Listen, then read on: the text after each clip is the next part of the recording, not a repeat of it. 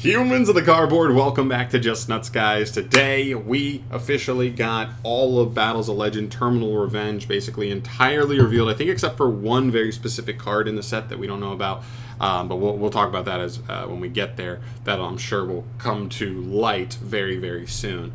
But we basically have the whole set released. It is a TCG specific set, so we're taking some cards from the OCG that are being imported, in fact, mostly that, and then a bunch of really nice reprints here. Not a ton of like generically amazing reprints, but like reprints that were nice for the stuff that's already in the set.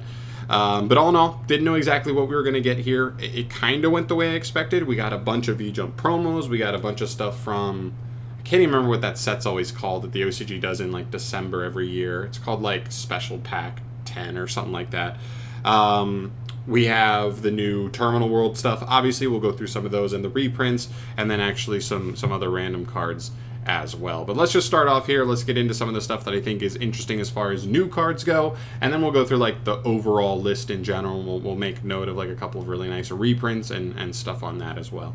So starting off here, we have the new Wing Karibo level 6. This card's actually not a terrible Elemental Hero support card. It's like a decent enough extender, and it gives you like technically the ability to like pop a monster, which is not the worst thing in the world. It's kind of like a walking Ghost Ogre that like kind of gets added for hero decks. That's pretty easy to get access to, pretty easy to summon, pretty nice for them. It's just a little small card. Next up, you have Shining Star Dragon. This card's very cool as well. Not sure exactly the best way to utilize this card, but if you just read this card, you're like, this is just a good synchro abuse, like a card that can allow synchro decks to kind of like just push the envelope a little bit. So maybe this card will see some use there. Full Armored Utopic Ray Lancer. I've seen this card randomly in Exceed decks, but I don't know exactly the best way to make him, the best decks to make use of him. He doesn't seem amazing to me, but he is like, he's a passable Exceed monster. You have the new Brionic monster. This is not technically an Ice Barrier card, but it's still like a decent generic Synchro 6.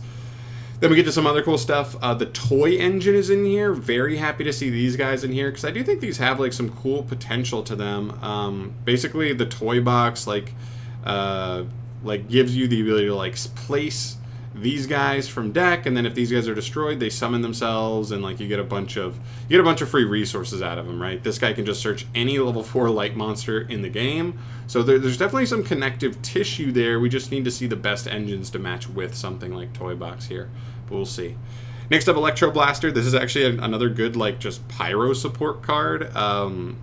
This card can just summon itself really easily, like a Kagemucha Knight. Then it lets you Foolish a level 8 Pyro from deck to grave. I don't know what the best targets are for that currently, but like, that's not nothing, that it's already a level 4 Kagemucha Knight for fire decks, and then on top of that, you could potentially have a useful Foolish Burial that we need to keep in mind if like something good Pyro level 8 comes out down the line. Like, that's definitely something interesting to keep in mind. Like, imagine if Flamberge was actually Pyro and not Dragon. Like, that'd be so crazy.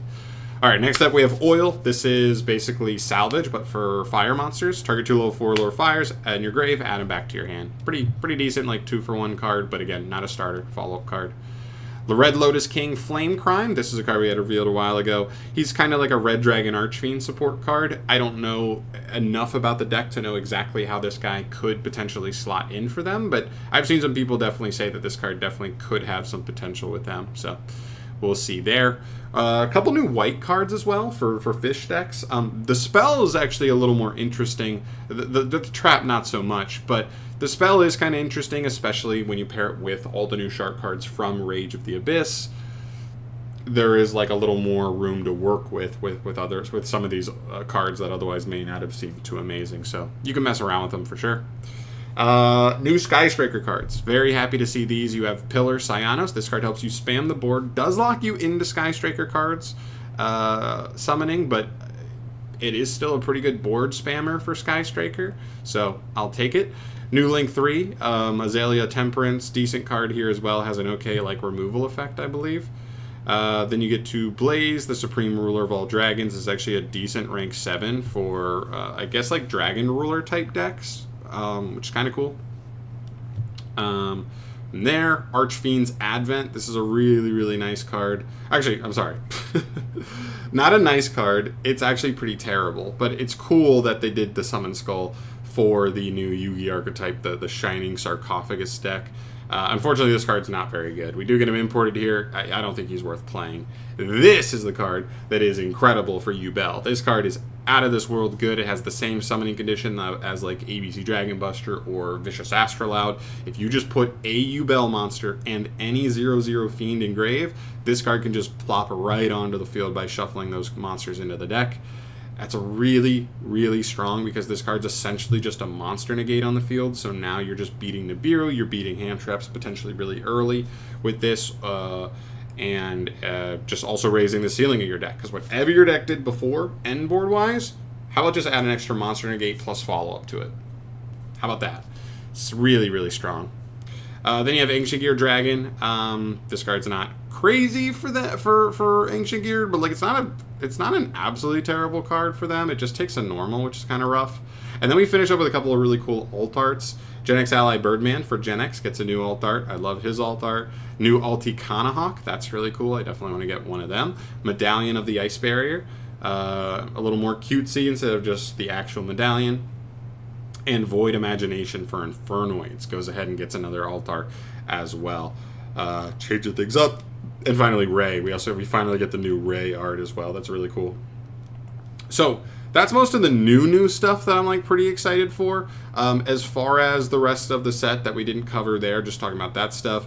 As you scroll down the list here, we already went over Winged Karibo, Shining Star Dragon, Utopic Ray Lancer, and the Briannek. Obviously, we get the dual terminal stuff that we've known about for months and months that was already in here. The 4 new cards, the Synchro, the 2 main deck monsters that are really amazing, and the mid trap. Then you move to the Gen X stuff. We get the new Synchro for them, the new Link monster that's out of this world, and then 2 new main deck monsters. This deck's just not very good still. It's just so fragile still, even after their new support. Infernoids, legit as playable as they've been in a long time. Infernoid Evil, a new fusion. Flood, a new Link, and then 2 new spells. I like Reignition more than Breach, but I think they both have their merits.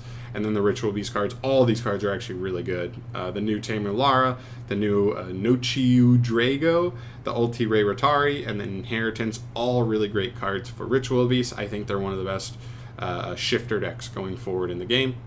We already talked about the toy stuff. We already talked about Electro Blaster. There's a bunch of other like imported cards from whatever set they came from. Is it Premium Pack where they came from? I can't remember exactly if that's what it was or not. But Division, Ebon Sun, Synchro Creed, Gathering Light, Earthbound Resonance, Electrode Beast Cation and Anion, Sacrifice Level Up. We talked about the white cards, Synchro Panic, and then a couple of random cards. I don't know if these cards are actual like TCG exclusives in the set, but none of them are very good. You can look into them if you want. Mirror Match, Ace Spade Speculation, Wonky Courtlet, Life Hack, and Bunch of Beast Bodies. I think one small thing that I'm a little bit disappointed here is as far as the Sky Striker cards go, I thought they were going to put all the Sky Striker cards we've been waiting on in here, but it looks like they skipped down on a couple of them, and they're actually pretty big ones in my opinion.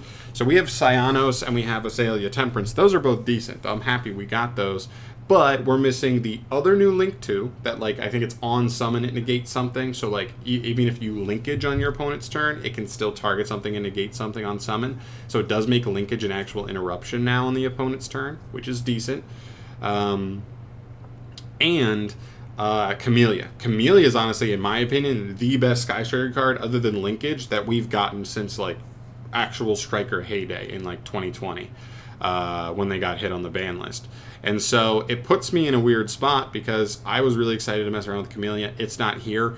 I'm hoping, I guess, now that the Camellia is just going to be imported in the next core set or two, and it's somewhere there, somewhere soon, and maybe they're just trying to bolster those sets up with cards like that instead of putting them all here, but I think they could have easily thrown them all here. And then we already covered the rest of the new ones here. The Dragon Ruler guy, the Summon Skull, Terrible, Shining Sarcophagus support, the Phantom of BOL, and the Ancient Gear guy. Then you get to all the reprints. There's a good amount of them. So you get Sengenjin reprinted here. That makes sense because the new Millennium archetype has a new version of him. Gen X Controller, good for that deck.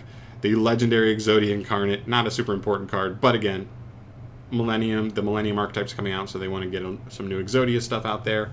End of Anubis, not a terrible reprint. This is a card that has seen play in Chimera, and also could be played in Labyrinth potentially too. Guard Dog, not too crazy. Substitute, kind of nice older card. Bunch of Gen X reprints, nothing crazy here, aside from like the Birdman alt art, which is kind of cool. Scrap Goblin. Then you get into the Infernoids. The Infernoid reprints were really, really needed. There were a handful of the Infernoid cards that are actually quite expensive, specifically the spells. These guys aren't so bad, all these names, except for some of the low-level ones. I think like Harmadic and maybe Pure Mice may have been a little expensive, I think, but most of the other ones were doable. You get a new Winda, Harpor, Diviner is a nice reprint, for sure.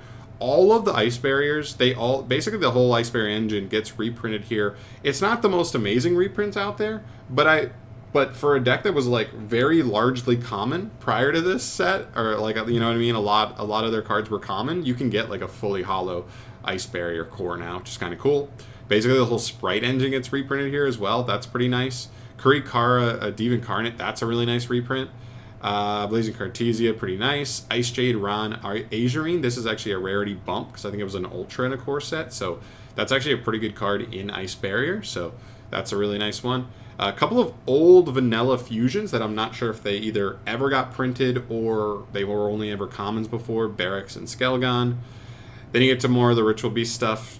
Maybe some of the older Ritual Beasts went up in price. I kind of had my whole core, so these could be nice. I honestly don't know off the top of my head. Grand Guignol, nice reprint. Ib the World Chalice Justiciar. Another Ice Jade Ymir Azurine. That's a Synchro that's actually pretty good in Ice Barrier as well. Gigantic Sprite. Ritual Beast. Aromaseraphine Jasmine. That's actually a decent reprint. Proxyath Magician gets a secret rare. Sprite Sprint. That's a good generic card getting a reprint. Snatch Steel in here again. They're going crazy with Snatch Steel lately. Medallion, Spirit Converted, the Voids. Okay, so Void Imagination and Void Banishment, I think we're both over $10 a piece, and I think Imagination is one that you play at 3 all the time in the deck anyway. So that was kind of brutal that like it only had 1 or 2 printings, and they were both very, very expensive. So this hopefully making that card much more affordable and easy to get your hands on if you wanted to mess around with Infernoids is really, really nice. And then we come down the stretch here. One more Ice Barrier card, 2 more Sprite cards, Ritual Beast Ambush. Tri-Brigade Mercurier gets a secret rare, so that's a small rarity bump for branded decks. I didn't know how much further they could even rarity bump this deck, but there you go. Spriggan's Kit, Golden Sword Soul, and then Branded Lost, Branded Fusion, Branded Sword, Branded Retribution, Mirror Jade, Lubellion, all getting reprints here as well. None of those are like super amazing like rarity bumps, aside from like, I don't know. You do get a Branded Fusion that's a secret rare, so if you want a secret rare instead of the ulti, you can go that route. Then there's the Ray alternate art, and then down here the Dragon Master Magia. That's the Blue Eyes like synchro or fusion. That's like pretty poop, but it's fun if you like collecting those. And the last card here, it says it's a reprint, but it's not in here. I have no idea what this last card is supposed to be, but still, we know, you know, over 99% of the set aside from that card, so I think we're doing a-okay there. All in all, pretty interesting. Again, missing that striker stuff, but we also got some other stuff in here confirmed that I wasn't totally positive we were going to get. I think the big things here are a couple of rogue decks going to climb up, Infernoid a little bit better, look out for them, Ice Barrier's playable, Ritual Beast playable, Yubel's going to take another big step forward, and I think you might see some weird fun stuff like the toy engine, and maybe I was gonna say strikers, like maybe strikers could do a little better now, but without Camellia and the other Link 2, I'm not sure they will. So I would probably leave them off my list of like warping cards or like format interesting cards, but. That's most of it. Is more rogue level stuff. This isn't going to shake up the format too much, aside from like a couple of interesting new decks that do kind of move into the mix on the roguish level for the most part.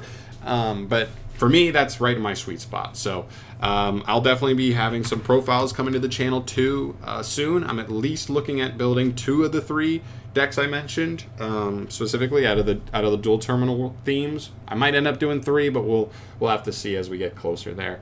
But I'm out of here for today, guys. Thank you so much for watching. As always, let me know your thoughts down below on this set. Does this turn out nicely? Did you feel like there could have been a couple like better value reprints on like some big name cards. You know, Bonfire could have been in here. You know what I mean? Some random stuff like that. Do you feel like Konami kind of missed the bill on a little bit of that? How do you feel about it? Out of 10, I'd probably give this set. I mean, I have to give it like a 6 out of 10. It's really not like crazy to me. I think there's some nice cool rogue options, so that does like shake up the format a little bit. So I can't call it like an absolutely terrible set, but there's not much stuff here that's like actually warping the format overall. So it's going to be a little more mid to me overall. But yeah, that's where I'm at. Let me know your guys' thoughts down below. I'll see you guys in the next video. Stay tuned for more news. We could be getting into more Rage of the Abyss reveals this week. I would not be surprised if that's the case, but I'll keep you posted if anything drops. I'll see you guys next video. Thanks for watching. Peace.